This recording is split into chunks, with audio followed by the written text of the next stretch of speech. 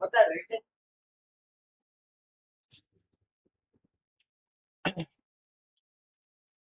आप सभी लोगों का बहुत बहुत स्वागत है आज की इस धमाकेदार वर्ल्ड जियोग्राफी की क्लास के अंदर, जो कि आपके अपने चैनल अनुभव कैरियर एकेडमी के ऊपर चल रही है। ठीक है, तो आज बात करने वाले हैं अपनी वर्ल्ड जियोग्राफी की जो क्लास नंबर 13 है, जिसमें कि आज हम पर्वत यानी कि माउंटेन्स एंड पठार यानी कि प्लेट्यू, इन दोनों के बारे में पढ़ने वाले हैं। और विश्व को मतलब ध्यान में रखते हुए पढ़ेंगे, ताकि आपको जो वर्ल्ड जियोग्राफी में जो क्वेश्चंस बनते हैं इस चैप्टर से, उनमें आपको कहीं भी क्या है छोड़ करके ना आना पड़े। ठीक है, तो अब स्टार्ट करते हैं। और स्टार्ट करने से पहले क्या करेंगे, थोड़े एक दो कंसेप्ट हैं उनको समझ लेते हैं, ताकि आपको कोई दिक्कत ना हो। ठीक है, तो बात करते हैं हम अपने मतलब सबसे पहले तो पर्वत और पठार। यहाँ पर आप लोग देख पाए होंगे पर्वत और पठार। पर्वत और पठार, जिसको हम क्या बोलते हैं, माउंटेन, माउंटेन एंड प्लेट्यू। तो ये हो गया।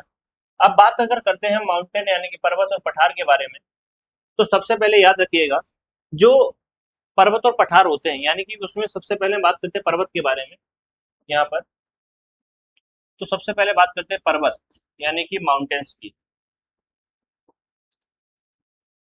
माउंटेन्स, अब ये माउंटेन्स होते क्या?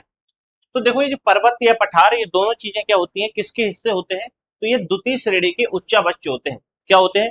द्वितीय श्रेणी के उच्चावच। देख तो यहाँ पर देखिएगा, क्या है? द्वितीय श्रेणी के उच्चावच।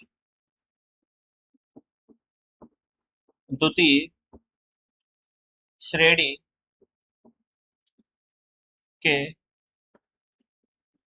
उच्चावच। अब आप लोग बोलेंगे कि सर, ये द्वितीय श्रेणी के उच्चावच क्या होता है, ये चीज हमें समझ में नहीं आ रही। तो बात कर लेते हैं ये इन चीजों को थोड़ा डीपली और समझने के लिए। यहाँ पर एक दूसरी स्लाइड लेते हैं। अब यहाँ पर देखिए, जो उच्चावच होते हैं यानी कि जो आकृतियां होती हैं, अगर बात करते हैं आकृतियों की, तो जो आकृतियां हैं, आकृतियां, अब ये आकृतियां तीन तरीके की हो सकती हैं। बात करते हैं सबसे पहले जो आकृति है अपनी, तो पहली आकृति की अगर बात करते हैं, जिसको बोलते हैं हम प्रथम श्रेणी की आकृतियां।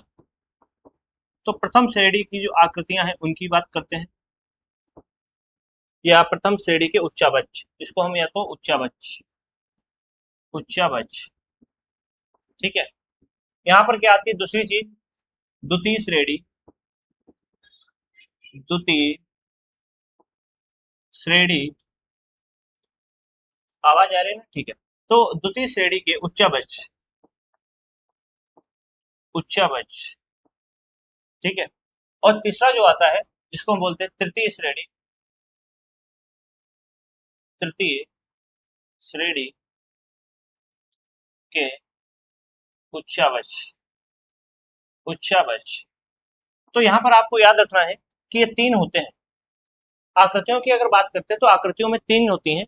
एक होती है प्रथम श्रेणी की उच्चावच, द्वितीय श्रेणी के उच्चावच और तृतीय श्रेणी के उच्चावच। ये तीन होते हैं। अब धीरे धीरे बात करते हैं इन तीनों में क्या होता है। देखिए, अब प्रथम श्रेणी के उच्चावच में क्या आता है, आपको टेक्स्ट विजुअल है, ठीक है।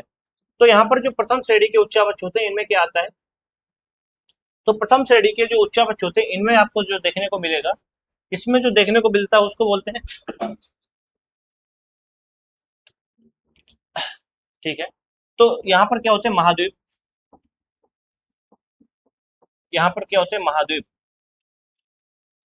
यहाँ पर हो गया महाद्वीप। दूसरे की बात करते हैं तो यहाँ पर होते हैं महासागर।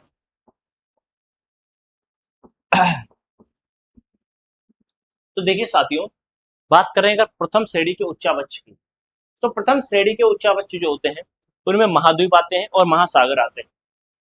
महाद्वीप आपको पता है, यानी कि कॉन्टिनेंट। इनको अगर इंग्लिश में लिखना चाहो तो इसको बोलते हैं कॉन्टिनेंट, कॉन्टिनेंट। और अगर बात करते हैं महासागर की, यानी कि ओशियन, तो ये दोनों चीजें हो जाती हैं। अब द्वितीय श्रेणी की अगर बात करते हैं, द्वितीय श्रेणी में क्या चीजें आती हैं, तो द्वितीय श्रेणी की जो अपनी चीजें आती हैं इनको हम क्या बोलते हैं, इसमें पहली आती है पर्वत और दूसरे आते हैं इसमें पठार। क्या आता है, एक पर्वत आते हैं और पठार आते हैं। तो द्वितीय श्रेणी के जो उच्चावच होते हैं पर्वत और पठार आते हैं। और अगर तृतीय श्रेणी उच्चावच की बात करते हैं तो यहाँ पर एक लेक होती है जिसका नाम है ओक्सबो लेक। क्या होता है, ओक्सबो, ओक्सबो, ओक्सबो, हाँ ठीक है, ओक्सबो लेक, ओक्सबो लेक हो जाएगी। उसी के साथ अगर हम बात करते हैं यहाँ पर क्या होता है, फ्लूड प्लेन होते हैं, फ्लड प्लेन, फ्लड प्लेन, ठीक है, एटीसी। अब देखिए, तो हमने क्या बताया कि प्रथम श्रेणी के उच्चावच में महाद्वीप आ जाएंगे, महासागर आ जाएंगे। द्वितीय श्रेणी के उच्चावच में पर्वत आ जाएंगे यानी कि माउंटेन्स आ जाएंगे, पठार यानी कि प्लेट्यू आ जाएंगे। तृतीय श्रेणी के उच्चावच में ओक्सबो लेक, फ्लड प्लेन्स, इस तरीके की जो चीजें होती है वो यहाँ पर तृतीय श्रेणी के उच्चावच में देखने को मिलती हैं। और जो हम लोग पढ़ने वाले हैं वो क्या पढ़ने वाले हैं, तो हम लोग पर्वत और पठार के बारे में पढ़ने वाले हैं। और पर्वत और पठार किसमें देखने को मिल रहा है, तो द्वितीय श्रेणी के उच्चावच के अंदर देखने को मिल रहा है। तो वही हमने पॉइंट लिखा हुआ था यहाँ पर कि जो पर्वत और पठार होते हैं वो क्या होते हैं, द्वितीय श्रेणी के उच्चावच में आते हैं। अब शायद ये बात आपको क्लियर हो गई होगी, हो गई क्लियर, आगे बढ़ते हैं। ओके, अब बात कर लेते हैं, एक और पॉइंट होता है यहाँ पर, एक और चीज होती है। मान लेते हैं हमने यहाँ पर एक पर्वत बना दिया, क्या करते हैं यहाँ पर एक पर्वत बनाते हैं,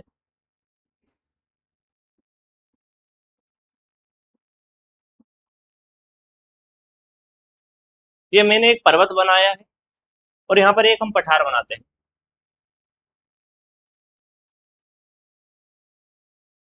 ठीक है, चीजें विजुअल है। ओके, तो ये जो पहली चीज आपको देखने को मिल रही है अपना है पर्वत, इसको क्या बोलते हैं, पर्वत, इसको बोलते हैं पर्वत यानी कि माउंटेन, इसको बोलते हैं माउंटेन।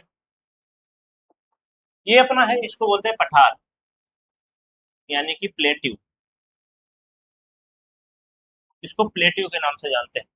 अब यहाँ पे आपको क्या ध्यान रखना है, तो ये कंसेप्ट होता है, यानी कि जो पर्वत और पठार में अंतर क्या होता है, अगर बात करी जाए पर्वत और पठार में अंतर क्या है, तो अंतर क्या होता है, तो यहाँ पर जो अंतर मेनली होता है, आपने सुना होगा, अ, काफी लोग बोलते हैं कि जो इन दोनों में अंतर होता है, यानी कि पहाड़ यानी कि जो पर्वत होते हैं वो ऊंचे होते हैं, एंड जो प्लेट्यू यानी कि जो पठार होते हैं वो ऊंचे नहीं होते, यानी कि वो ऊंचे तो होते हैं बट उतने ऊंचे नहीं होते जितने कि ये पर्वत होते हैं, ठीक है। बट ये कोई एक खास अंतर नहीं है, क्योंकि कई ऐसे पठार भी हैं जो पर्वतों की श्रेणी में आ जाते हैं, यानी कि पठार भी जो है इनकी पठारों की जो ऊंचाई है वो भी कितनी है, वो पर्वतों के बराबर की होती है, काफी ऐसे। तो ये तो कोई मुख्य कारण नहीं बनता है कि इसकी ऊंचाई ज्यादा होती है इसकी ऊंचाई कम होती है। तो इसके पीछे कारण क्या है, देखिए यहाँ पर एक, ये जो चोटी इसकी आपको देखने को मिल रही है, यानी कि इसका जो पीक होता है, पीक, पीक यानी कि शिखर, पीक यानी कि शिखर, यानी कि जो पीक और शिखर है इसका वो कैसा है, नेरो है, कैसा है, नेरो, नेरो का मतलब समझ रहे हो, संकुचित है, संकुचित, संकुचित।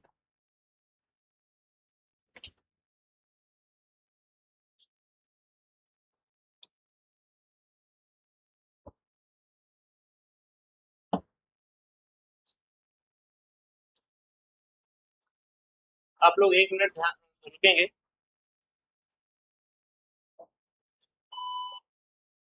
ओके, ठीक है, बैटरी डाउन हो गई थी, कोई बात नहीं है, आगे देखते हैं। अब क्या है कि हमने बताया कि जो ऊपर की जो मतलब पीक होता है वो कैसी होती है, संकुचित होता है, संकुचित हो गया, ठीक है ना, क्या हो रहा है, ठीक है, आवाज भी आ रही है, हाँ ठीक।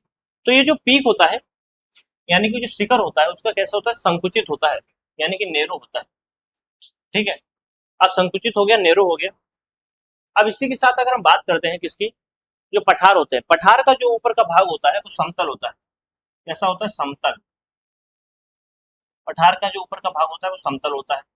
यानी कि फ्लैट होता है। कैसा होता है? फ्लैट होता है। अब क्या हुआ, जो पर्वत और पठार में सबसे बड़ा अंतर क्या है कि पर्वत का जो ऊपरी भाग होता है, जो शिखर होता है, वो कैसा होता है? संकुचित होता है। संकुचित का मतलब क्या होता है? एक चोनदार होता है बिल्कुल। बट अगर पठार की बात करते हैं, जो पठार के ऊपर का भाग होगा वो संकुचित नहीं होता है, वो समतल होता है, यानी कि वहां पर रहा जा सकता है। अब यहाँ पर भी क्या होती है? तीव्र ढाल होती है। यहाँ पर आप लोग देखेंगे तो यहाँ पर तीव्र ढाल होती है। ये क्या है? तीव्र ढाल। तीव्र ढाल। तीव्र ढाल है।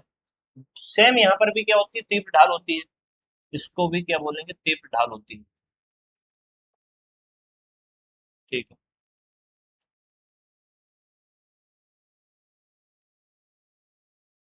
ये माउस चूहा कहाँ से आ गया भाई? चलो कोई बात नहीं है। ठीक है, तो ये चीजें आपको शायद समझ में आ गई होगी। फिर उसके बाद हम अपने कंसेप्ट के ऊपर चलते हैं, आपको चीजें बताते हैं बहुत ही इजीली तरीके से, ताकि आपको कहीं पर भी कोई प्रॉब्लम देखने को ना मिले। ठीक है, तो यहाँ पर इतना समझ में आ गया होगा कि इन दोनों के बीच में अंतर क्या होता है, और अंतर होने के बाद ठीक, तो अंतर क्या होता है, और जो हमने जो आपको कंसेप्ट बताया था वो भी। तो यहाँ पर संकुचित कहा गया भाई, संकुचित। ठीक है, अब देखिए यहाँ पर आगे बात करते हैं पर्वत के बारे में। पर्वत में हमने क्या बताया कि द्वितीय क्रम के उच्चावच होते हैं, तीव्र ढाल होती है, और संकुचित शिखर होता है। शिखर का मतलब क्या होता है? जो मैंने बताया हाईएस्ट, मतलब पॉइंट जो होता है किसी भी पर्वत का, किसी भी पठार का, जो हाईएस्ट क्या होता है? प्लेस होता है।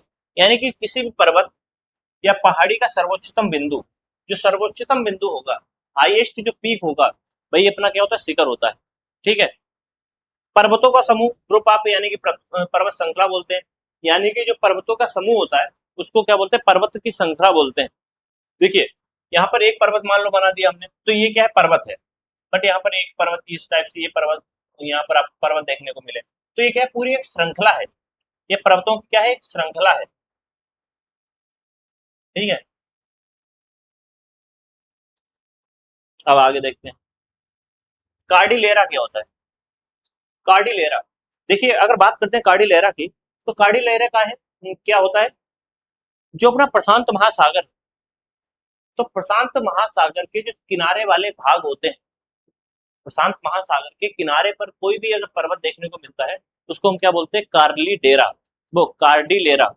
यानी कि उत्तर अमेरिका क्षेत्र के पश्चिमी भाग में पाई जाने वाली पर्वत श्रृंखलाएं, जिन्हें हम प्रशांत कार्डिलेरा भी कहते हैं। ठीक है, आगे बढ़ते हैं। पर्वतों का वर्गीकरण, यानी कि पर्वतों का मतलब वर्गीकरण किस तरीके से, उनको किस तरीके से बांटा जा सकता है। तो पर्वतों को बांटने के लिए तीन चीजें होती हैं। एक तो होता है कि उसका निर्माण किस तरीके से हुआ है, यानी कि कोई पर्वत बना है तो किस तरीके से बना है, पत्थरों से बना है, मिट्टी से बना है, प्लेट टेक्टोनिक टेक्टोनिक से बना हुआ है। तो ये चीजें क्या होती हैं? वहां पर देखने को मिलती है। स्थिति, यानी कि कोई पर्वत है तो वो कहाँ पर स्थित है, अमेरिका में है, इंडिया में है, जापान में है, तो उसकी स्थिति के आधार पर भी क्या होता है? हम पर्वतों को वर्गीकरण कर देते हैं। निर्माण की अवधि, कोई भी पर्वत कब बना है, यानी कि अगर पर्वत कब बना है ये पता चल जाए, यानी कि उसके फॉर्मेशन का जो पीरियड होता है, कि कोई पर्वत आज से 1000 साल पहले बना हुआ है, 4000 साल पहले बना हुआ है, तो वो चीजें क्या हो जाती हैं अपनी, उसकी अवधि होती है। अब इनके आधार पर कौन कौन सी चीजें होती हैं? देखो, सबसे सिंपल चीज होती है उसकी स्थिति के बारे में जानना, तो उसको थोड़ा समझ लेते हैं, उसके बाद इन दोनों को पढ़ेंगे, यानी कि उसके निर्माण की अवधि और निर्माण की प्रक्रिया। अब देखो साथियों, यहाँ पर आपको स्थिति देखने को मिल रही है, तो स्थिति में क्या होता है? एक चीज होती है जिसको हम बोलते हैं तटीय। क्या बोलते हैं? तटीय। तटीय का मतलब क्या होता है? यानी कि जितने भी पर्वत होंगे जो किसी भी तट पर स्थित होते हैं, उनको हम तटीय बोलते हैं। मान लेते हैं, यहाँ पर हम थोड़ा समझाने की कोशिश करें। देखिए, मान लेते हैं ये अपना क्या है? इंडिया है। इंडिया का मैप है, क्या है? इंडिया। ये हो गया इंडिया। अब अगर बात करते हैं, यहाँ पर एक पर्वत है, अपना पश्चिमी घाट पर्वत। ये यहाँ पर पर्वत है, क्या है, पर्वत है। तो ये पर्वत कैसा है, तटीय होगा, तटीय हो जाएगा, यानी कि तट पर है। किसके तट पर है, यहाँ पर ये तट है, तो इसके तट पर स्थित है, इसलिए ये क्या होगा, क्योंकि ये तट पर स्थित है, तट, तो तट पर होने के कारण इसको हम तटीय बोलते हैं। ये पर्वत कैसे हो जाएंगे, तटीय हो जाएंगे।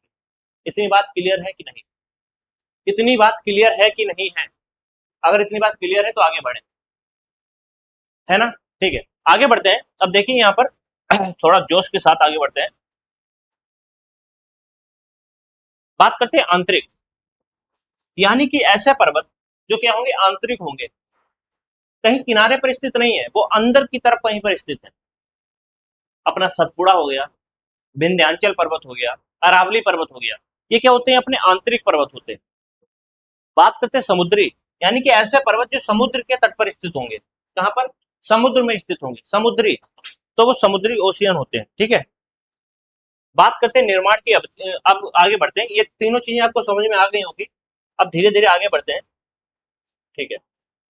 कहां पर कौन सा पर्वत है इसके बारे में थोड़ा जान लेते हैं, यहाँ पर, यहाँ पर ही बता दें, हाँ ठीक है।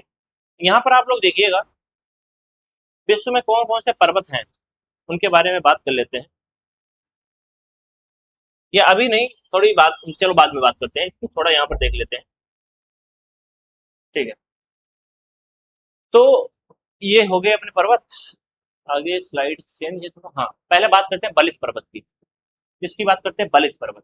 तो बलित पर्वत क्या होते हैं, बलित पर्वत का मतलब होता है कि ऐसे पर्वत जो प्लेट टेक्टोनिक, जो प्लेट टेक्टोनिक अपने हुए थे उनकी वजह से बनते हैं। यहाँ पर आगे बता देते हैं आपको एक स्लाइड में, देखिए क्या होता है। मैंने आपको दो चीजें मतलब एक चीज पढ़ाई थी, या तो प्लेट गति करने की, प्लेट की गति करने की जो स्थितियां होती है, मैंने बताया था कि प्लेट, ये प्लेटें हैं, ठीक है, ये क्या है, प्लेटें, ये है अपनी प्लेटें। अब देखिए, बात करते हैं इन प्लेटों की, तो सबसे पहले एक प्लेट क्या होगी, या तो ये इधर को जाएगी और ये वाली प्लेट इधर को आएगी, क्या होगा, या तो दो चट्टानें होंगी, यानी कि दो प्लेट होंगी, और वो प्लेटें क्या होंगी, आपस में टकराने का काम करेगी, यानी कि ये प्लेट जो होगी इसकी तरफ गति करेगी और ये वाली प्लेट जो होगी वो इसकी तरफ गति करेगी, ठीक है। या तो एक कंडीशन ये हो सकती है कि ये इधर को गति करे और ये वाली चट्टान इधर को गति करे। एक चट्टान क्या कर रही थी यहाँ पर, मतलब आपस में एक दूसरे के आमने सामने क्या हो रही थी, गति कर रही थी। एक जो कंडीशन बनती है, एक कंडीशन ये हो गई, दूसरी कंडीशन क्या है, दूसरी कंडीशन क्या है कि ये दोनों जो गतियां होगी कैसी होंगी, विपरीत दिशा में होंगी, यानी कि एक अगर राइट साइड जा रही है, मतलब एक लेफ्ट साइड जा रही है तो एक राइट साइड जा रही है। तीसरी कंडीशन क्या बनती है, एक मान लेते प्लेट ऊपर की तरफ जा रही है, एक नीचे की तरफ जा रही है, यानी यहाँ पर जो प्लेट्स हैं वो समानांतर चल रही है। तो ये तीन कंडीशन होती हैं। अब बात करते हैं अपना बलित पर्वत। तो बलित पर्वत जो बनते हैं वो बनते हैं किसके कारण, तो ये पहली कंडीशन जो होती है उसके कारण। यहाँ पर देखिएगा,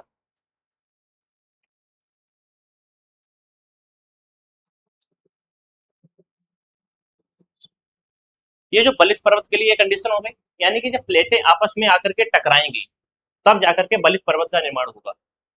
क्या होगा, जब प्लेटें आपस में आकर के टकराएंगी तब क्या होगा, बलित पर्वत का निर्माण होगा। क्लियर हो रहे हैं, चीजें क्लियर हो रही हैं कि नहीं, ठीक है, आगे बढ़े। हाँ अब देखते हैं, अब यहाँ पर देखिए, अगर बात करते हैं, एक उदाहरण आपको बताने की कोशिश करें अगर, हम्म, देखिए ये एक पेपर है, पेपर है, मान लेते हैं यहाँ पर एक साइड जहां पर मैंने, ये वाला हाथ है मेरा, ये वाले हाथ से मैंने पकड़ रखा है, और एक दूसरा हाथ है इससे मैंने यहाँ पर पकड़ रखा है। मान लेते हैं दो प्लेटें हैं। अब ये प्लेटें जब एक दूसरे की तरफ गति करेंगे, मान लेते हैं हमने इसको इधर की ओर गति करवाई, मतलब एक दूसरे की तरफ गति करवाते हैं प्लेटों को, तब बीच में जो मलबा भरा होगा, बीच में कुछ अवसाद होगा, बीच में जो चीजें होंगी वो क्या होंगी, ऊपर की ओर उठने की कोशिश करेंगे। देखो पेपर में मैंने प्रेशर दिया, यानी कि प्लेटें जो है एक दूसरे की तरफ जा रही हैं, तो यहाँ पर क्या हुआ, एक फोल्डिंग माउंटेन, यानी कि एक पर्वत की तरह ऊपर की ओर उठ गया मलबा, यही चीज मैं बता रहा था, यानी कि जब ये वाली कंडीशन होती है तो इसके बीच में क्या होता है, एक सेडिमेंट भरे होते हैं, यानी कि अवसाद भरे होते हैं, अवसाद, जिसको हम सेडिमेंट बोलते हैं इंग्लिश में। तो यहाँ पर अवसाद भरे होते हैं, भाई अवसाद ऊपर की ओर उठते हैं, ठीक है। तो जब मान लेती हैं प्लेट एक दूसरे से टकरा रही है, ये प्लेटें आपस में टकरा रही हैं, ये प्लेटें आपस में टकरा रही हैं, तो इनके बीच का जो अवसाद होगा इस तरीके से ये ऊपर की ओर उठना कोशिश करेगा, ये ही क्या हो जाएगा, एक पर्वत का निर्माण कर देगा यहाँ पर। तो बात हो गई कि बलित पर्वत का निर्माण कैसे होता है। तो जब जो प्लेटें होती हैं वो एक दूसरे की तरफ गति करती हैं, जब प्लेटें एक दूसरे की तरफ गति करती हैं तब उसको क्या बोलते हैं, तब बलित पर्वत का निर्माण होता है। बलित पर्वत में होगा कि अवसाद होंगे, सेडिमेंट होंगे, ठीक है। ये हो गया, उदाहरण भी हो गया। अब यहाँ पर बात कर लेते हैं विश्व में ऐसा कौन कौन से मतलब क्या है माउंटेन्स हैं जिनका हम उदाहरण ले सकते हैं। देखिए एग्जाम्पल्स की बात कर लेते हैं, एग्जाम्पल एग्जाम्पल की बात कर लेते हैं। तो सबसे पहले अगर एग्जाम्पल की बात करते हैं तो आपको देखने को मिलेगा, एक अपना होता है हिमालय। क्या होता है, हिमालय, हिमालय। आपको चीजें विजुअल है, ठीक है। तो यहाँ पर आपको देखने को मिल रहा होगा हिमालय, ये कहाँ पर है, तो ये एशिया के अंदर है, कहाँ, एशिया, यानी कि जहाँ पर हम भारत है हमारा, एशिया के ही अंदर है। तो वही क्या है, एशिया के अंदर जब हमारा भारत है तो एशिया में ही क्या है, हमें हिमालय भी देखने को मिलता है। नंबर सेकंड अगर बात करते हैं यहाँ पर हम, तो नंबर सेकंड कौन सी चीज आ जाती है, तो नंबर सेकंड आता है रॉकी माउंटेन। रॉकी माउंटेन, ये कहाँ पर देखने को मिलते हैं, रॉकी माउंटेन। तो जो रॉकी माउंटेन है ये आपको कहाँ पर देखने को मिल जाएंगे, अरे भाई धीरज हो जा।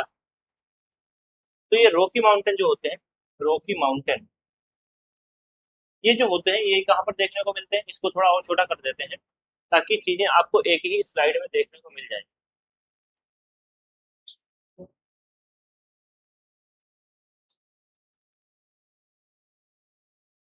दिख रहा है ना, ठीक है। तो यहाँ पर क्या हो रहा है, ये जो रॉकी माउंटेन ये कहाँ पर है, तो ये रॉकी माउंटेन की बात करते हैं तो ये नॉर्थ, नॉर्थ अमेरिका में देखने को मिलता है, नॉर्थ अमेरिका। तो ये नॉर्थ अमेरिका में देखने को मिल गया। अब बात करते हैं तीसरा जो आता है अपना, तीसरा क्या है, एंडीज। एक पर्वत होता है जिसको बोलते हैं एंडीज। ये जो एंडीज पर्वत हो गया, एंडीज पर्वत क्या है, साउथ अमेरिका में है, कहाँ, साउथ अमेरिका में, साउथ अमेरिका के अंदर देखने को मिलता है। नंबर 4 पर कौन सा आता है, नंबर 4 पर आता है आल्प। क्या आता है, आल्प। ये कहाँ पर देखने को मिलता है, तो आल्प जो आपको देखने को मिलेगा वो यूरोप के अंदर देखने को मिलेगा, कहाँ, यूरोप के अंदर, ठीक है। नंबर 5 की अगर बात करते हैं तो एटलस, एटलस, ये हो गया एटलस।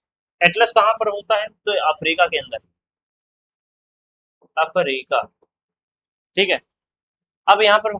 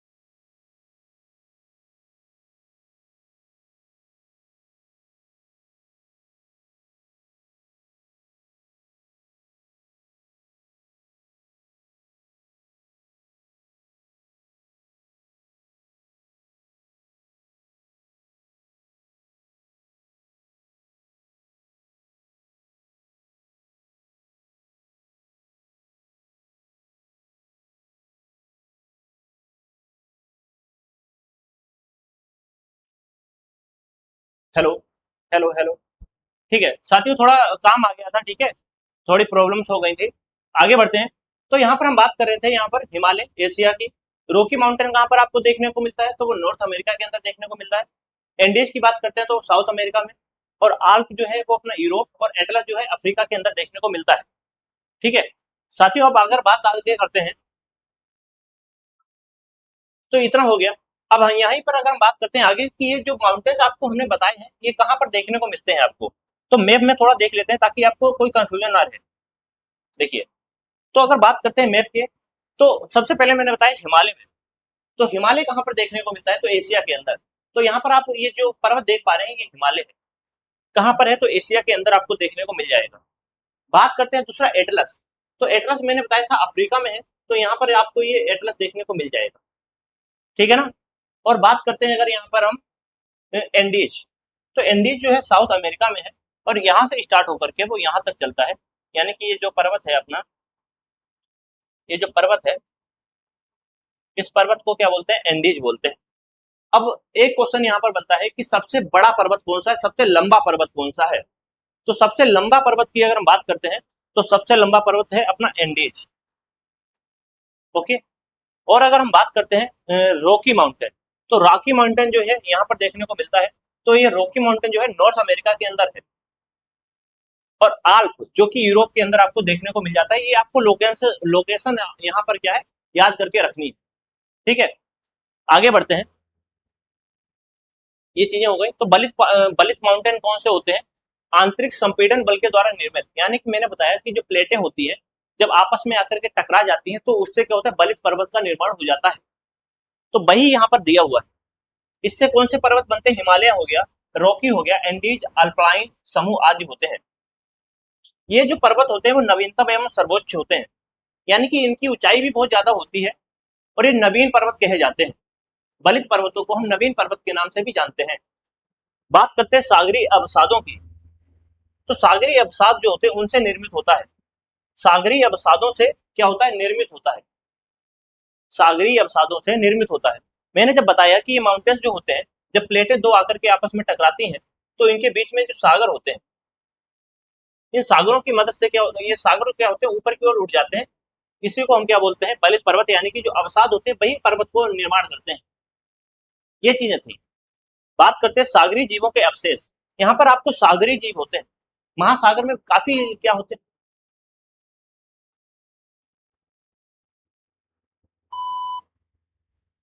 महासागर में क्या होता है, काफी आपको देखने को मिलते हैं जीव। और वो जीव जैसे कि मछली हो गया, मेढक हो गया, क्रोकोडाइल हो गया, और अन्य प्रजाति के जानवर आपको देखने को मिलते हैं। और वो अन्य प्रजाति के जो जानवर होते हैं, जब वो समाप्त हो जाते हैं तो उनके जो अवशेष बचते हैं, उन अवशेषों को ही हम जीवाश्म के नाम से जानते हैं। और वही जीवाश्म अपना होता है। यानी कि जीवा सागरी जीवों के अवशेष जो आपको देखने को मिलते हैं, तो वो कहाँ, बलित माउंटेन्स यानी कि नवीनतम जो पर्वत होते हैं वहां पर देखने को मिलते हैं। आगे अगर बात करते हैं, देखिए आगे यहाँ पर एक स्लाइड होती है प्रमुख पर्वतों की सूची। यहाँ पर देखो हिमालय पर्वत कहाँ पर है, तो एशिया के अंदर है। आल्प्स पर्वत कहाँ पर है, तो मध्य यूरोप में है। रॉकी माउंटेन कहाँ है, तो उत्तरी अमेरिका के अंदर है। एंडीज जो है वो अपना दक्षिणी अमेरिका के अंदर है। यूराल जो होता है वो कहाँ, एशिया और यूरोप के अंदर देखने को मिलता है। यानी कि यूराल एक ऐसा पर्वत है जो क्या करता है, सीमा बनाता है, एशिया और यूरोप के बीच में सीमा बनाता है। यहाँ पर आप देख पाएंगे अगर, तो यहाँ पर जो यूरोप और एशिया के बीच में यहाँ पर एक पर्वत है। इस पर्वत को ही हम क्या बोलते हैं, यूराल बोलते हैं। तो वो क्या करता है, यूराल यूराल पर्वत जो होता है वो एशिया और यूरोप के बीच में एक सीमा बनाता है। इतनी बात आपको क्लियर हो रही है कि नहीं। इतनी बात क्लियर हो गई तो एक बार थम्सअप कर देंगे, फिर आगे बढ़ते हैं। हाँ, तो यहाँ पर ये हो गया। जो अल्पेशियन होता है, अल्पेशियन कहाँ पर है, उत्तरी अमेरिका के अंदर देखने को मिलता है। और तिथेन सांग ये कहाँ पर, रूस के अंदर देखने को मिलता है। और ये उनकी चोटियां हैं, Mount Everest, Mount Blanc, Mount Elbert, Aconcagua, नोरा नरोदनाया और माउंट मिचेल, ये सभी क्या है, इनकी चोटियां हैं। तो आपको इसको स्क्रीनशॉट ले लेना है, और उसी के साथ में आप बातें करते हैं आगे की। तो आपने शायद स्क्रीनशॉट ले लिया होगा। अब आगे की तरफ बढ़ते हैं। देखिए अब बात करते हैं ब्लॉक माउंटेन की, यानी कि भ्रंश पर्वत। यानी कि यहाँ पर ये जो चीजें लिखी हुई है ये गलत है, इसको हम बोलते हैं भ्रंश पर्वत। क्या बोलते हैं, भ्रंश पर्वत, भ्रंश पर्वत। तो इसको बोलते हैं भ्रंश पर्वत। तो भ्रंश पर्वत क्या होते हैं, इनकी संरचना की बात करते हैं। तो भ्रंश के कारण ऊपर उठे हुए भाग से निर्मित पर्वत, भ्रंश के कारण, भ्रंश का मतलब होता है, यहाँ पर अगर बात करते हैं भ्रंश, देखिए यहाँ पर मान लेते हैं एक प्लेट है पूरी, ये प्लेट है, ये प्लेट है पूरी। तो इस प्लेट में क्या हो रहा है, मान लेते हैं क्रैक पड़ जाते हैं। क्रैक का मतलब क्या होता है, चटक जाती है कोई प्लेट, और चटक, जो चटका हुआ भाग होता है उसी को हम भ्रंश बोलते हैं। अब मान लेते हैं यहाँ पर ए पार्ट है, यहाँ पर बी पार्ट है, और यहाँ पर सी पार्ट है। अब ए बी सी पार्ट है, तो ए बी सी पार्ट में क्या करते हैं, मान लेते हैं टूटा हुआ है, ये जो बी पार्ट होता है अगर ऊपर उठ जाएगा तो ए पार्ट जो है वो नीचे चला जाएगा और सी पार्ट भी नीचे चला जाएगा। मान लेते हैं एक कंडीशन ये बनती है, एक कंडीशन ये बनी कि ये ए वाला पार्ट भी नीचे आ गया और ये सी वाला पार्ट भी क्या हुआ, नीचे आ गया, और ये बी वाला पार्ट ऊपर उठ जाएगा। तो एक तो कंडीशन ये हुई। दूसरी कंडीशन क्या हो सकती है कि ए वाला पार्ट जो है ऊपर उठ जाए, बी वाला पार्ट ऊपर उठ जाए, और वो सी वाला पार्ट ऊपर उठ जाए और बी वाला पार्ट नीचे आ जाए। तो ये कंडीशन बन सकती है भ्रंश घाटी, मतलब भ्रंश पर्वत में। अब बात करते हैं इसके एक उदाहरण और है जिसको हम बोलते हैं सत, अपने इंडिया का ही है। अब यहाँ पर मान लेते हैं एक मैंने पर्वत बना दिया है इस तरीके से, ये एक पर्वत है, और यहाँ पर पर्वत की बात करते हैं तो दूसरा पर्वत यहाँ पर देखने को आपको मिल जाएगा। तो आपको यहाँ पर एक दूसरा पर्वत देखने को मिल रहा है। अब बात करते हैं ये जो पहला पर्वत है इसको बोलते हैं हम सतपुड़ा, इसको क्या बोलते हैं, वो विंध्यांचल, इसको बोलते हैं विंध्यांचल। ये विंध्यांचल पर्वत है अपना, विंध्यांचल पर्वत, विंध्यांचल पर्वत है। और अगर बात करते हैं इसकी, तो ये विंध्यांचल पर्वत हो गया, इसके साथ ये है सतपुड़ा, ये सतपुड़ा, सतपुड़ा पर्वत। तो ये सतपुड़ा पर्वत है, ये विंध्यांचल पर्वत है। अब इन दोनों की अगर हम बात करते हैं तो यहाँ पर एक घाटी टाइप बनी हुई है, यहाँ पर एक नदी है जिसका नाम है नर्मदा, एक नदी है जिसका नाम है नर्मदा, और ये घाटी जो बनती है इसको हम नर्मदा नदी घाटी बोलते हैं, नर्मदा नदी घाटी, घाटी यानी कि नर्मदा नदी वैले बोलते हैं उसको। तो यानी कि इंडिया में एक विंध्यांचल पर्वत है, एक सतपुड़ा माउंटेन है, उन दोनों के बीच में एक घाटी है जिसको हम बोलते हैं नर्मदा नदी घाटी।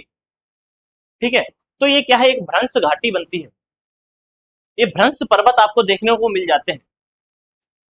ठीक है ना, क्लियर हुई बातें। ठीक है, अब यहाँ पर बात करते हैं, अगर थोड़ा पीपीटी से देख लेते हैं, तो यहाँ पर भ्रंश के कारण ऊपर उठे हुए भाग से निर्मित पर्वत होते हैं। इंडिया में क्या है, सतपुड़ा और विंध्यांचल है। यूरोप की अगर बात करते हैं तो यहाँ पर हार्ड व ब्लैक फॉरेस्ट होता है। और साल्ट रेंज की बात करते हैं तो ये पाकिस्तान के अंदर आपको देखने को मिलेगा। सियरा नेवादा और बचासा पर्वत ये कहाँ पर आपको देखने को मिलेगा, तो यूएसए के अंदर देखने को मिलेगा। रूबेन जोरी जो होता है युगांडा यानी कि अफ्रीका के अंदर आपको देखने को मिलता है। रूबेन जेरी है वो कहाँ पर देखने को मिलता है, आपको युगांडा यानी कि अफ्रीका के अंदर देखने को मिलता है। यहाँ पर आप देख पा रहे होंगे कि मैंने अभी बताया था 1, 2 और 3, मान लेते हैं ये 3 प्लेट्स है, मतलब इनके बीच में भ्रंश आ गया है, यानी कि चटक गई है तो ये भ्रंश हो गया, और ये बीच वाला पार्ट ऊपर उठ गया है, और ये ऊपर उठा हुआ पार्ट जो होता है इसको क्या बोलते हैं, तो इसको बोला जाता है हॉर्ट। इस ऊपर उठे हुए पार्ट को बोलते हैं हॉर्ट। ठीक है, याद रखिएगा, हॉर्ट, हॉर्ट। ठीक है, यहाँ पर आपको लिखा हुआ दिख जाएगा HORST, हॉर्स्ट। ठीक है, ये चीजें होती है। आगे बढ़ते हैं, अगर अब बात करते हैं बाल्कोनो यानी कि ज्वालामुखी पर्वत के बारे में। देखिए ज्वालामुखी पर्वत क्या होते हैं, ज्वालामुखी के उद्गार से बने हुए जो पर्वत होते हैं उनको हम क्या बोलते हैं, ज्वालामुखी पर्वत। ज्वालामुखी के उद्गार से मतलब क्या हुआ, मान लेते हैं ये ज्वालामुखी अपना है, ये ज्वालामुखी है, और इस ज्वालामुखी में क्या हो रहा है, उद्गार हुआ, ये ज्वालामुखी फटता है और मैग्मा नीचे से ऊपर की ओर निकल करके आता है, और मैग्मा जब ऊपर निकल करके आएगा तो वो कहीं पर जाकर के जमा हो जाएगा, और जमा होगा तो मान लेते हैं उसकी आकृति इस टाइप की हो गई, काफी ऊंचा हो जाएगा और ऊपर चोनदार बन जाता है, पीक जो होती है वो नेरो हो जाएगी, संकुचित हो जाएगी। अब जब पीक क्या होगी, संकुचित हो जाएगी,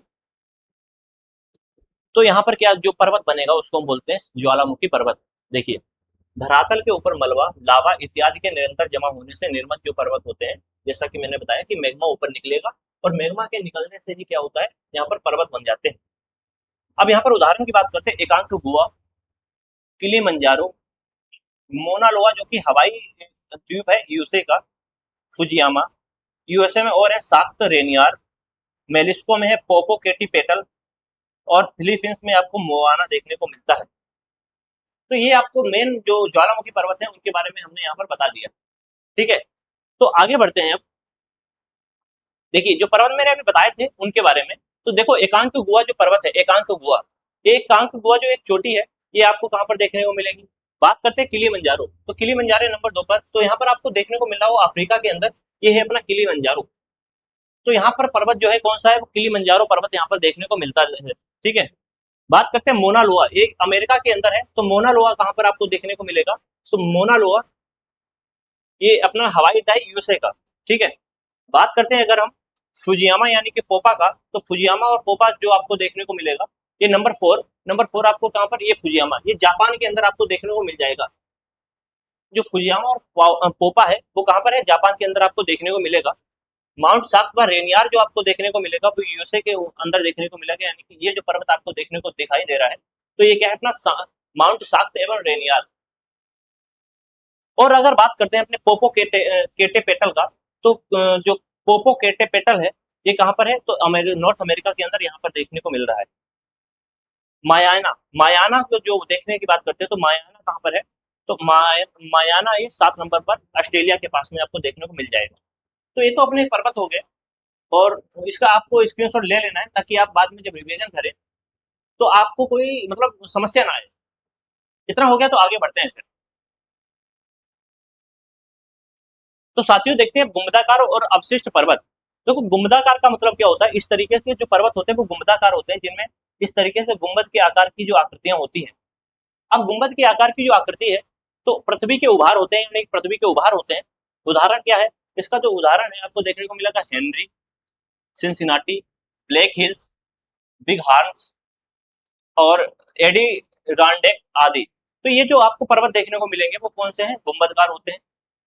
अब यहाँ पर अवशिष्ट पर्वत क्या होते हैं, अपराजित पर्वत होते हैं।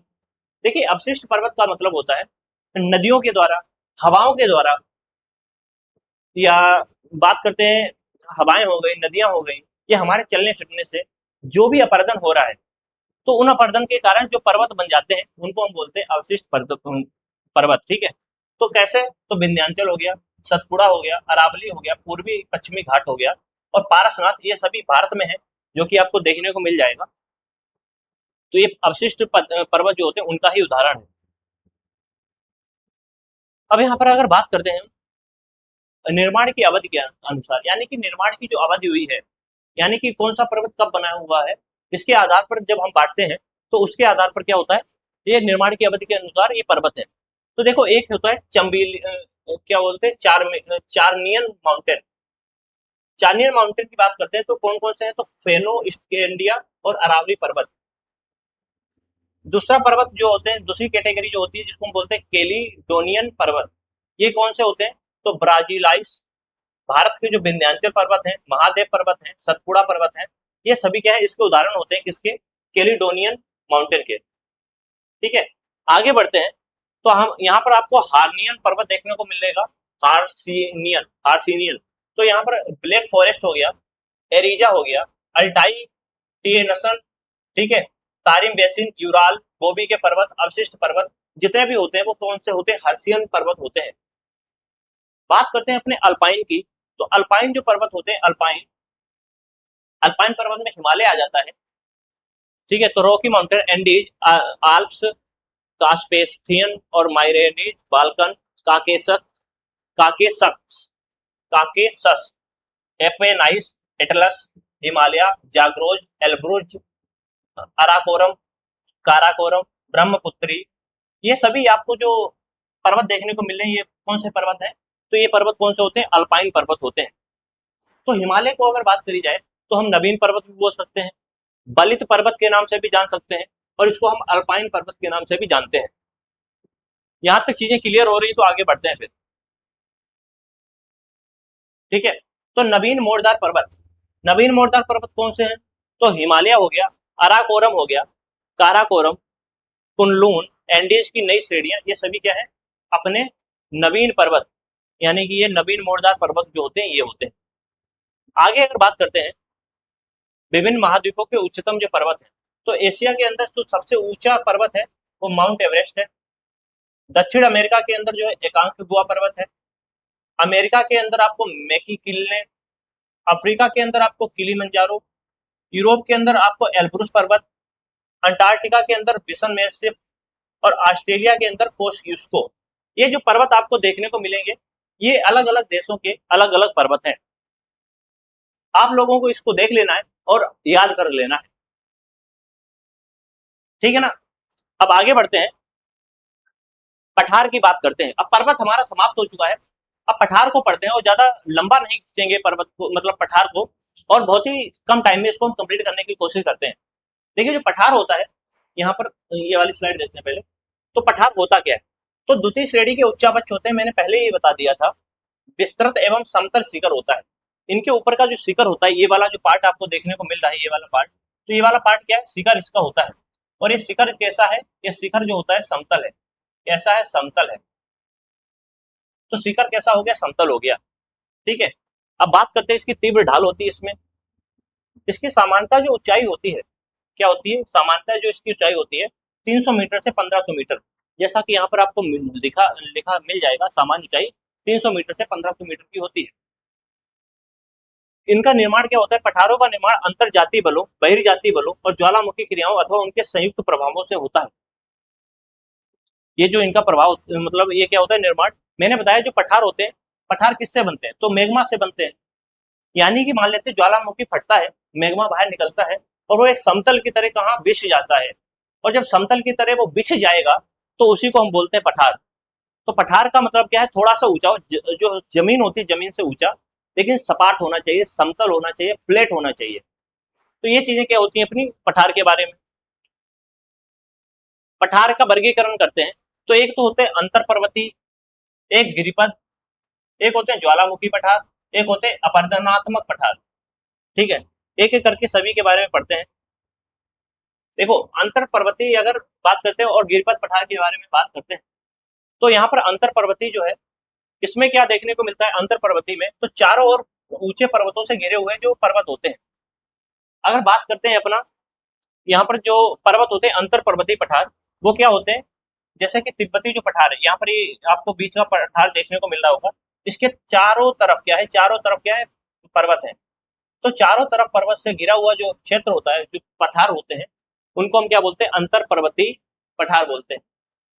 जैसे कि विश्व के सबसे ऊंचे पठार इसी श्रेणी में आते हैं। जलवायु सामान्यतः शीत एवं शुष्क होती है, नदियों का उद्गम क्षेत्र भी हो सकते हैं। तो ये जो पठार होते हैं, जैसे कि तिब्बती पठार है, तो तिब्बती पठार से क्या है, नदियों का उद्गम हो सकता है, ये बात यहाँ पर लिखी हुई है। सबसे बड़े अगर बात करते हैं तो तिब्बती पठार जो एशिया का सबसे ऊंचा एवं सबसे बड़ा पठार है।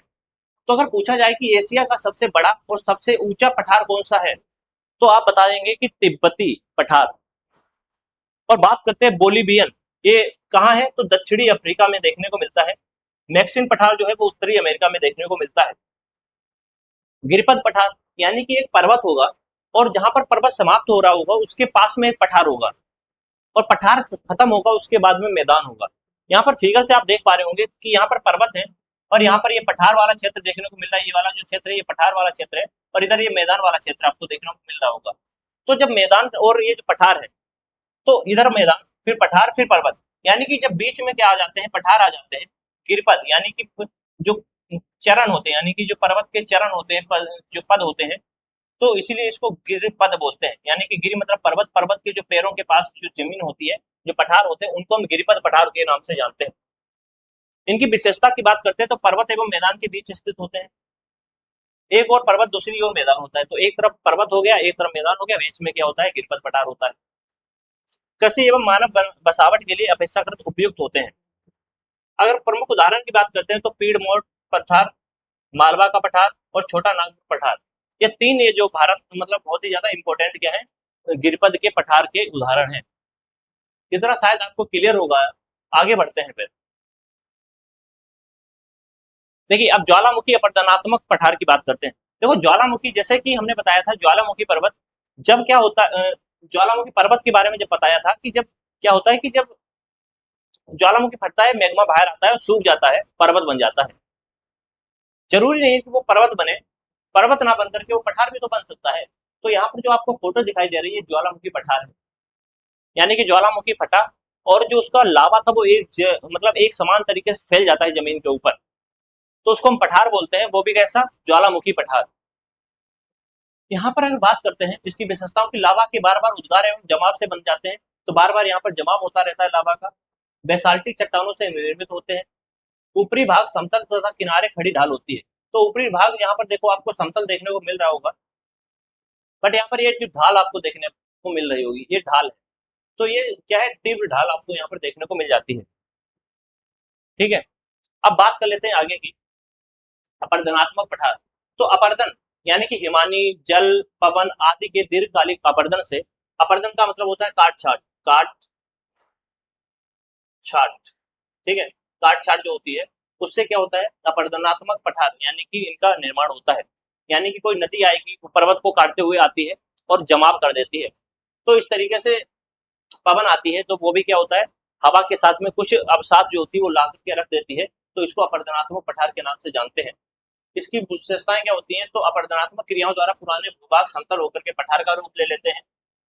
किनारे प्रायः ढालदार या सीढ़ीदार होते हैं। और बात करते हैं इनका विस्तार बहुत ही बड़ा होता है, यह प्रायः कठोर चट्टानों के क्षरण से बनते हैं। तो आपको इतनी चीजें याद रखनी है। यहाँ पर भी क्या है, तो अपर्दनात्मक के 3 प्रकार होते हैं, हिमानी अपर्दन से बने। तो हिमानी अपर्दन से बना हुआ सबसे बड़ा जो उदाहरण है, तो इसके इसके दीने बियाई पठार। अगर यहाँ पर बात करते हैं पेनाइन पठार और छोटा नागपुर का जो पठार है भारत के अंदर, वो जल अपर्दन के कारण बना हुआ है।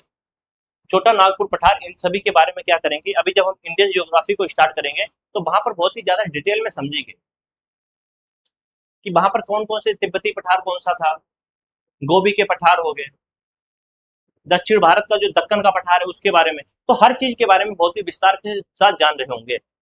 बात करते पवन के द्वारा बनते हैं, तो कोलोराडो पठार जो है यूएसए के अंदर, वो यहाँ पर आपको देखने को मिल जाएगा।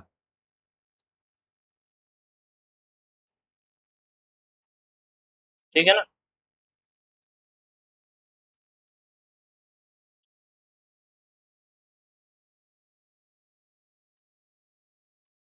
अब विश्व के जो प्रमुख पठार हैं उनकी बात अगर करते हैं, तो नंबर 1 पर कोलोराडो पठार है, जो कि यहाँ पर आपको देखने को मिल जाएगा। मैक्सिन का पठार जो आपको है यहाँ पर देखने को मिल जाएगा। ये कौन से हैं, नॉर्थ अमेरिका के दोनों पठार हैं। ये कहाँ के हैं, नॉर्थ अमेरिका के हैं। बात करते हैं दक्षिणी अमेरिका के, तो दक्षिणी अमेरिका में एक है जिसका नाम क्या है, जिसको हम बोलते हैं ब्राजोलियन उच्च भूमि। ये अफ्रीका की बात करते हैं, तो ये रहा अपना अफ्रीका। तो नंबर 4 पर है इथियोपियाई, तो नंबर 4 वाला इथियोपियाई होगा। नंबर 5 की बात करते हो तो यहाँ पर कांगा बेसिन पठार होगा। दक्षिणी अफ्रीकी पठार की बात करते हैं, तो यहाँ पर दक्षिणी अफ्रीकी पठार यहाँ पर आपको देखने को मिल जाएगा।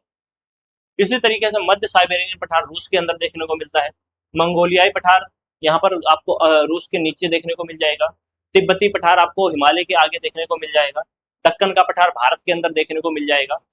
और ईरानी पठार हो गया, अरबी पठार, लोएस पठार, ये सभी आपको कहाँ पर है, एशिया के अंदर देखने को मिल जाएंगे। यहाँ पर मैंने नंबरिंग करवा रखी है, यहाँ पर आपको नंबर्स में दे रखा है, आप यहाँ से नाम को पढ़ेंगे, आप यहाँ पर ढूंढेंगे और इस तरीके से आपकी प्रैक्टिस हो जाएगी। आप इसको प्रिंट आउट भी निकलवा सकते हैं, क्योंकि मैं पीडीएफ इसकी दे दूंगा कहाँ पर, टेलीग्राम के ऊपर, तो ये चीजें हो जाती हैं।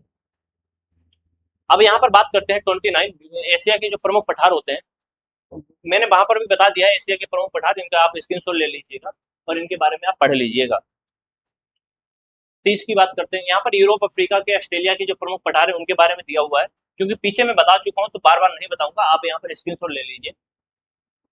आगे देखिए, यहाँ पर एक ये चार्ट दिया हुआ है दक्षिणी अमेरिका और उत्तरी अमेरिका के जो प्रमुख पठार होते हैं उनके बारे में।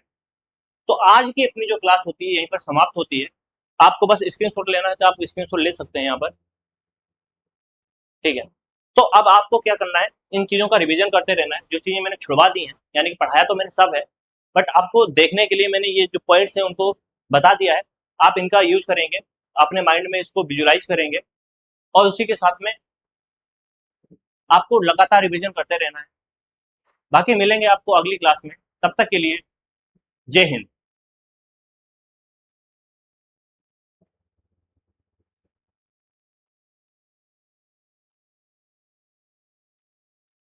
ओम